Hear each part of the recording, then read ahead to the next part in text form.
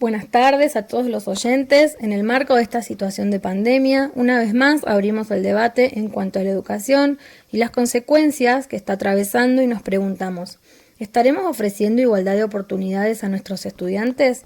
¿Se afianza o se pierde la calidad educativa? ¿Se garantiza realmente el derecho a la educación? ¿Cómo acompaña el Estado en este momento a la educación?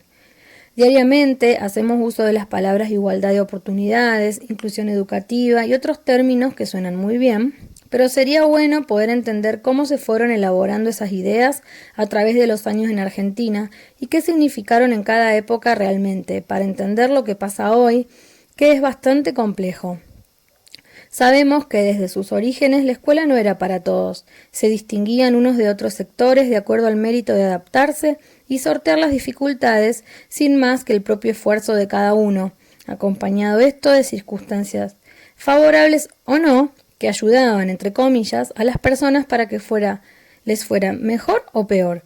Por eso es interesante siempre tener en cuenta el tema de los privilegios y poder analizar los discursos en cuanto a políticas educativas.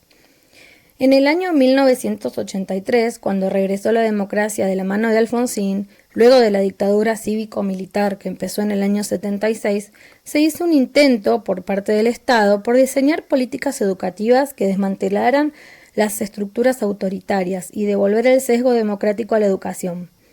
Hay una autora llamada Cynthia Wanselbaum que habla sobre este periodo como pedagogía de la hegemonía. Cuando lo leímos nos sonó como contradictorio porque democracia y hegemonía parecen antagónicos, ¿no?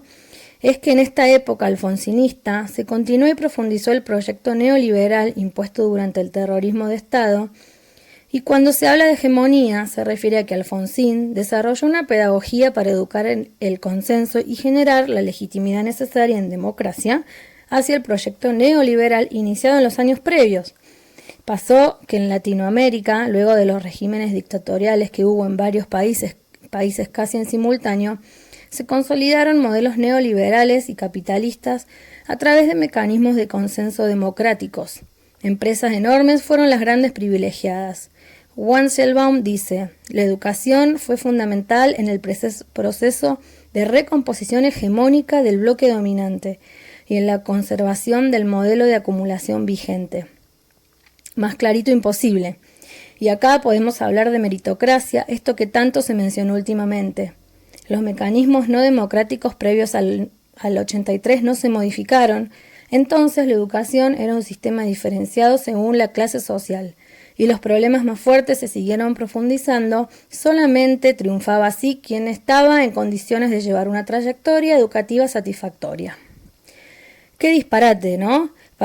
Podríamos pensar o decir que los políticos no tienen idea de qué quieren de la educación, aunque sospechamos, lamentablemente, que detrás de cada política educativa hay propósitos claros, funcionales, como siempre, lamentablemente, a los intereses corporativos y empresariales.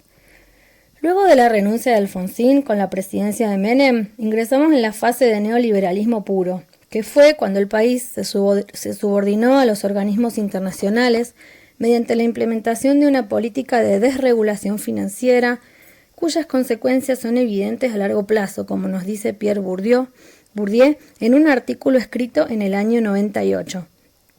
Esta es una época de vaciamiento, flexibilización laboral y fundamentalmente reducción de la responsabilidad del Estado en la educación.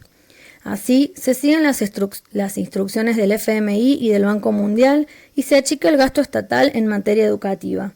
Se mercantilizaron las políticas públicas en educación.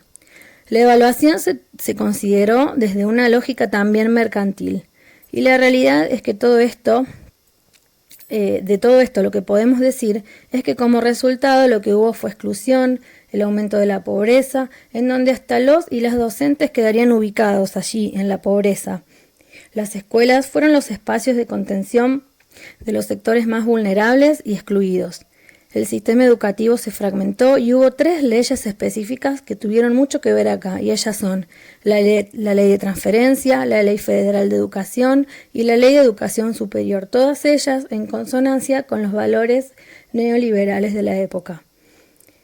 Más adelante ocurrió la crisis del 2001, Y finalmente fue a fines del año 2003 que se propone y promueve una nueva ley de educación nacional bajo el lema Hacia una educación de calidad para una sociedad más justa, planteando una educación profundamente democrática, popular e igualadora. Así fue que en el año 2006 entra en vigencia la ley 26.206 que reemplaza a la anterior ley federal, cuyo propósito es dar respuesta y solucionar todo ese vaciamiento y desmantelamiento producto del menemismo neoliberal, buscando brindar una educación integral, garantizar la inclusión educativa, siendo la misma una construcción colectiva, asegurar condiciones de igualdad, garantizar el acceso y las condiciones para la permanencia, como así también conocer y dominar las nuevas tecnologías de comunicación. Y una enorme conquista de esta época es sin duda la Ley de Educación Sexual Integral y también la Ley de Financiamiento Educativo, entre otras normativas muy importantes. La gran pregunta ahora es, ¿cómo seguimos haciendo escuela en este contexto, garantizando el acceso a la educación para todos? ¿Cómo sostenemos y hacemos escuela democráticamente? Nos resuena la palabra meritocracia de nuevo y nos preguntamos hoy, más que nunca, ¿cómo llegamos a un horizonte de igualación? ¿Cómo hacemos para vencer la exclusión? ¿Cómo sostenemos y fortalecemos la trama escolar? Tal vez la respuesta esté en crear lazos, en fortalecer los lazos de filiación escolar, trabajo que todos y todas las integrantes de la comunidad educativa estamos haciendo, gracias a lo cual creemos que la escuela permanece en pie.